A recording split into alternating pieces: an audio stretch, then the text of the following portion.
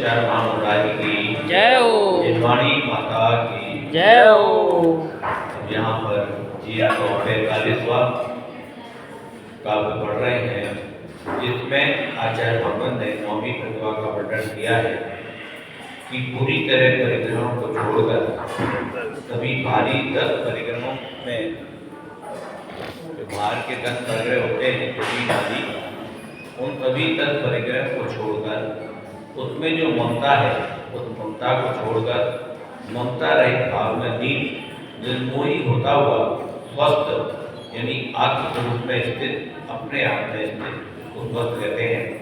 संतोष पर संतोष में सत्वर जो है जो ठीक है। परिचित परिग्रह सब ओर से चित्त में स्थित परिग्रह से वे परिग्रह त्याग प्रतिमाधारी है। परिग्रह त्याग प्रतिमाधारी यानी चित्त में उनके परिग्रह ना हो। अब सवाल ये उठता है कि परिग्रह त्याग प्रतिमाधारी की स्थिति क्या होगी। परिग्रह त्याग प्रतिमाधारी के नाम जितनी भी जमीन जायदाद प्रॉपर्टी सोना चांदी होगा वो सब या तो वो धर्म स्थान में दान में दे देगा या अपने सगे संबंधी अपने बच्चों में बांट के खत्म करेगा और थोड़ा बहुत धन अपने लिए बचा के रखेगा 2-4-5 लाख, जिससे वो तीर्थ स्थानों की यात्रा कर सके, मुनि महाराजों को चौका लगा सके, धार्मिक स्थानों में दान दे सके, ऐसे ऐसे यदा यदा। अब प्रश्न उठता है जिसकी पेंशन आ रही है, पेंशन में वृद्धि हो रही है या कौन करता है? ये नौवीं प्रतिमाधारी जिसके 9 प्रतिमा होती है वो ऐसा श्रावण करता है। अब प्रश्न उठता है कि कहीं से उसको कई कोर्स है ऐसा मिल रहा है, जैसे पेंशन ही मिल रही है तो पेंशन वो लेगा, पेंशन लेगा, लेकिन उस धन को वो धर्म के कार्य में ही लगाएगा। कहीं भी कोई भी गृहस्थ के कार्य में या अपने परिग्रह बढ़ाने के कार्य में अपने लिए सोना खरीद लूँ, चांदी खरीद लूँ या अपने लिए कोई आवश्यक वस्तु होगी जीवन यापन करने की वो ही खरीदेगा। जैसे 2 जोड़ी कपड़े अपने लिए बिछाने के लिए चादर आदि, ओढ़ने के लिए चादर आदि, इस तरह चटाई है या जो भी उसको ज़रूरत है जिसके बिना उसकी चर्या नहीं चल सकती, वो सभी ऐसी वस्तुओं का अपने पास रख सकेगा जीवन यापन करने के लिए। बाकी जितने भी उसके पास परिग्रह के साधन हैं, कार है, घोड़ा है, गाड़ी है, खेत है, जमीन है, जायदाद है, मकान है, सोना है, चांदी है और भी कोई धन संपत्ति है जो उसके अधिकार में हो, या तो वो सबको बांट देगा या कई धार्मिक स्थानों में दान दे देगा। ये सब जो है कौन करता है? परिग्रह त्याग प्रतिमाधारी। दूसरी प्रतिमा तक तो परिग्रह प्रमाण है कि कुछ वस्तुएं अपने पास रखेगा, एक मकान रख लेगा, एक रख लेगा, एक चीज़ सब रख लेगा, लेकिन ये 9वें प्रतिमा में आकर वो सब कुछ छोड़ देगा। ये जो प्रतिमाएं हैं ये प्रतिमाएं किसी ने बनाई नहीं है, ये तीर्थंकर भगवान की दिव्यदौनियों की है और ये प्रतिमाएं मुनि महाराज बनने के लिए एक तरह की कक्षाएं हैं। जैसे नौकरी लगने के लिए ग्रेजुएशन करना पड़ता है, इसी प्रकार ये 11 प्रतिमाएं यहाँ पर दी गई हैं। मुनि महाराज के लिए जरूरी है कि मुनि दीक्षा होने से पहले इन सब 11 प्रतिमाओं का अच्छे पूर्ण सिद्धांत पूर्वक पूरे मन से दृढ़ संकल्प होकर इन सभी प्रतिमाओं का पालन करने के लिए वो अच्छे से रमण जाए और अपने अंदर धारण कर ले, तब जाके वो मुनि बनने के योग्य होता है। एक तरह से ये मुनि का क्या है, मुनि बनने का एक कोर्स है, क्या कहते हैं उसको? रिफ्रेशिंग कोर्स, कंपटीशन नहीं, ये जैसे अपन ग्रेजुएट बनना है तो पहले 13 कक्षाएँ पास करी तब जाके 14 कक्षाएँ पास करी तब जाके ग्रेजुएट हुए। ऐसे करके ऐसे मुनि महाराज बनने के लिए इन सब श्रेणियों से गुजरना पड़ेगा, इन सबका पालन करना पड़ेगा, क्योंकि एकदम से नहीं बन सकता, पालन करना बड़ा मुश्किल होता है। बॉडी के अंदर रमना चाहिए, बॉडी के अंदर होना चाहिए, पूरे अनुभव सालों का उसको ये स्वभाव में आना चाहिए कि मैं ऐसे ऐसे अनुभवी प्रतिमाओं को धारण कर रहा हूँ। आगे के लिए बीच में भी तो बन सकते हैं, पावन मिल रहा है। है, लेकिन ये सारी क्रियाएं करनी पड़ेंगी इसमें जो प्रतिमाओं में लिखी हुई है। ईश्वर सागर जी महाराज थे, तो वो तो 7 प्रतिमा लेके तो रह रहे थे, 7 तक ही तो 7 तक थे, लेकिन उसके बाद फिर उन्होंने जब उनकी दीक्षा तय हो गई तो सब कुछ उन्होंने अपने पुत्र के नाम या अपने पुत्रियों जिसको भी उनको देना था वो अपने जो भी उनके नाम था वो उसको ट्रांसफर करने के बाद ही मुनि महाराज हुए। ये सब हमने देखा। अच्छा, एक प्रतिमा की कोई समय सीमा होती है कि एक के बाद दूसरी जब लेंगे तो 1-2 महीने, 6 महीने, नहीं, साल, कोई समय सीमा नहीं है। 2 महीने में हम 4-5 इकट्ठी कोर्स करते चले हैं। ले सकते हैं। मुश्किल है करना, शुद्ध नहीं भावना प्रयास है। करना है। जैसे 7 उनके पास उसके साथ जैसे सरल 7 उनके पास थे।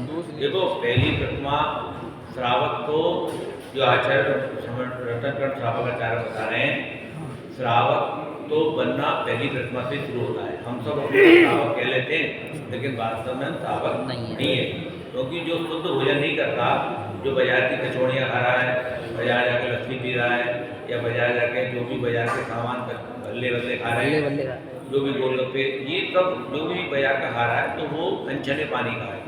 और अनछने पानी से बनी हुई वस्तुएं श्रावक नहीं बनने देती। श्रावक केवल जो छने हुए पानी से, श्रावक हमेशा अपने पास एक छन्ना रखेगा।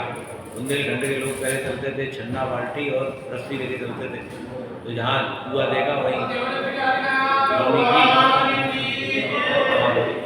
छान के अपने लिए पानी ले लिया। तो श्रावक तो पहली प्रतिमा ही शुद्ध भोजन शुद्ध पानी से शुरू होती है।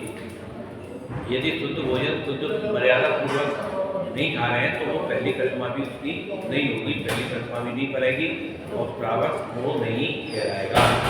हम लोग श्रावक अपने आप को कह लेते हैं, चलो जगन में श्रावक सही, भगवान के अभिषेक कर रहे हैं, पूजन कर रहे हैं, मुनियों को आहार करा रहे हैं, विहार करा रहे हैं, लेकिन फिर भी आचार्य भगवान का कहना है कि अभक्षित वस्तुओं का सेवन मत करो। जिस वस्तु के बारे में तुम्हें पता नहीं कि ये कैसे बनी है, किन पदार्थों से बनी है, किस प्रकार के जल से बनी है, किसने बनाई है। दावत में जो नान खाते हैं ना, तो नान कौन बना रहा है? वाल्मीकि बनाता है।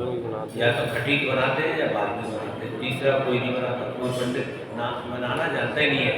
नान किसी से बनेगी ही नहीं, केवल खटीक सबसे निर्दिष्ट जाति जिसको कहा जाता है आम भाषा में, और वाल्मीकि या मुसलमान, यही लोग बनाते हैं, चौथा कोई नहीं बनाता। सही बात। शाश्वत श्री माता ही तो कहते हैं एक दिन का सूतर लग जाता है नान खाने में, एक दिन का सूतर लग जाता है, अभिषेक भी नहीं कर सकता, इतनी अभक्षति है दावत में नान। भाई जिसको हम अपने घर में घुसने देते उसके हाथ की रोटी खा रहे हैं, तो फिर क्या होगा, बुद्धि भी वैसी हो जाएगी, बुद्धि भी वैसी काम करेगी, वैसे ही हम सोचेंगे जैसे वो सोचेगा, क्योंकि उसके बुद्धगल परमाणु बुद्धगल जो है कुछ ना कुछ रूप में तो रोटी में आएंगे। सही बात। माँ की रोटी, माँ के हाथ की रोटी खाओगे तो मन शांत रहेगा, और ऐसे लोगों की हाथ की रोटी खाओगे तो मन शांत रहेगा, काम कराएगा। तो इसलिए ये स्वाध्याय हमें सिखाता है कि कहीं भी जाओ तो, हालांकि अब तो पहले तो क्या होता था कि लोग अपने यहाँ हलवाई बुलाते थे, सामान को खरीद के लाते थे और अपने यहाँ शुद्ध भोजन बनवाते थे। अब या तो किसी पे समय ही नहीं है, हो तो सकता है इस बार हमने 10 लक्षण पर्व में ये प्रयोग किया और प्रयोग हमारा सफल भी हुआ, हो तो सकता है। पहली बार 10 लक्षण पर्व में सबको शुद्ध भोजन कराया गया, अपने आप सामग्री खरीद के लाए हम लोग भोजन सामग्री, और अपने सामने अच्छे से बनवाया। लेकिन 2-3 बार से हम लोग कर रहे हैं, एक बार 10 लक्षण में के, एक शिक्षक प्रधान में। लेकिन अब जैसे जैसे लोगों के पास पैसा बढ़ता जा रहा है, आधुनिकता बढ़ती जा रही है, वैसे वैसे वो अपने आप भोजन बनाने का प्रयास खत्म करता जा रहा है और कैटरिंग का काम शुरू हो गया है। और वास्तव में यदि शास्त्र के हिसाब से देखा जाए तो कैटरिंग का भोजन अवश्य है, क्योंकि कैटरिंग में जितने भी लोग काम करने वाले हैं वो सभी शराब पीने वाले और मांसाहारी लोग हैं। और बर्तन भी वही बर्तन बेचने जा रहे हैं, नॉनवेज में जा रहे हैं, नॉनवेज में जा रहे हैं। और कैटर्स तो क्या करता है, अच्छा जाता है वो, एक दिन में 10 दावतें होती हैं, या कल उसका कोई मिठाई बची तो वो आ जा गई, आज गई। एक जैन कैटर को नियम लेना चाहिए। नहीं, जैन कैटर कुछ नहीं कर सकता, जैन कैटर को जैन थोड़ी मिलेंगे काम करने। उनको नहीं दे भैया जिसको अपने सामान की कीमत निकालनी है ना, तो वो जैन एजेंट नहीं देखेगा, कीमत निकालनी है, वो क्या करे, किराया नहीं आएगा उसके बाद, लाखों रुपए का इन्वेस्टमेंट उसमें कितना करोड़ों रुपए का मना करा रहा है वो? ये तो चाहे तो सारे लोग नीरज जैन निर्माणी चेहरा से जुड़े होते हैं कि मैं तो खाली 2 नंबर चेहरा दिखाऊंगा, इतना बड़ा मुश्किल है दिल को संभाल के रखना। सही बात है। इसलिए अब हमारे यहाँ शॉप पर वेज लोग भी आते हैं, नॉन वेज भी आते हैं, तो हम उनसे पूछेंगे भैया हम तो खाली वेजिटेरियन है, उन्हीं को मसाले देंगे, नॉन वेज को देंगे नहीं। शाम को 500 रुपये भी नहीं आएंगे। ऐसा ऐसी चाकू बेचने वाला है, वो ये पूछ के देगा भैया तू चाकू से सब्जी काटेगा या ऐसे अभक्षकार करेगा, तो फिर उसके तो चाकू ही नहीं काम तक। तो ऐसी बड़ी विषम परिस्थिति है। अच्छा वो कहते हैं सरकार को देखो, तभी तो कहते चाय वाला धंधा नहीं करना चाहिए, जैन के चाकू वाला स्वयं को अब तुम तो ये कल चाकू वाला तो कल को ये कल जैनियों को लोहे का काम नहीं करना चाहिए, बताओ। ऐसा थोड़ी हो जाएगा। ये तो अपने अपने विषय पर डिपेंड करता है कि कोई मोबाइल हमें प्रवचन भी सुना सकता है और कोई मोबाइल हमें बुद्धि भी खराब कर सकता है। तो हमें डिपेंड करता है कि हमें जो विवेक मिला है, जो बुद्धि मिली है, उसका हम प्रयोग कैसे कर सकते हैं। इसलिए धाम धाम धाम आदि के सब मिल कर भाई परिग्रह दशविध हो, उसकी ममता कर दो चाहत निरी निर्मम बस हो, बना तथा बना संतोष घोष हो, निज नालों में निरत सही, आभी पल्ले मन में बैठे सकल संग से व्रत रही। उद्देश्य साफ है कि मन में स्वामी पना नहीं होना चाहिए। मूल मन का परिग्रह स्वामी पना को त्याग करने से है, और स्वामी पना कब आएगा जब हमें वस्तुओं से बहुत ज्यादा ममत्व होगा, परिग्रह होगा। इस व्यक्ति के अनुसार जो परिग्रह निरंतर चित्त में स्थिर रहता है, एक पूर्णता के स्थान भूत परिग्रह को परिग्रह परिचित परिग्रह कहते हैं। इस परिग्रह से विलक्षण वही होता है जो वास्तु धन उपद चतुष्पचय ज्ञान को भाट यानी नौकर चाकर भी नहीं रख सकता। इन 10 बाह्य वस्तुओं में ममता मूर्छा भाव को छोड़कर निर्मम भाव में स्थित रहता है, अर्थात ऐसा विचार करता है कि ये बाह्य पदार्थ मेरे नहीं है और मैं इनका नहीं हूँ। मायाचार आदि रहित होकर पदार्थों रहता है, अपने जातक दृष्टा रूप में स्थित रहता है और संतोष में तत्पर रहता है, प्रकृति की आकांक्षा से निर्भर रहता है। यहाँ ये सब आ गया कि किस तरह उसको सब कुछ छोड़ना है। इसकी परिभाषा बनी गई है कि चना को धान्य कहते हैं, दाल आदि को दुबक कहते हैं, गाय भैंस को चतुष्पद कहते हैं, आठ फलन आदि को शेर, बिस्तर आदि को आसन, डोली पालकी को यान, रेशम कुर्ती कोशा आदि वस्त्रों को कुंभे, चंदन नदी माठा माथा कावा आदि के बर्तन को भांड, और जन्नत प्रकार का परिग्रह को होने से निरंतर मनुष्य के मन में स्थित रहता है। इससे ममत्व भाव को छोड़ना ही परिग्रह त्याग कहलाती है। बोले शांतिनाथ भगवान की पढ़ेंगे, बहुत अच्छा सब्जेक्ट है ये।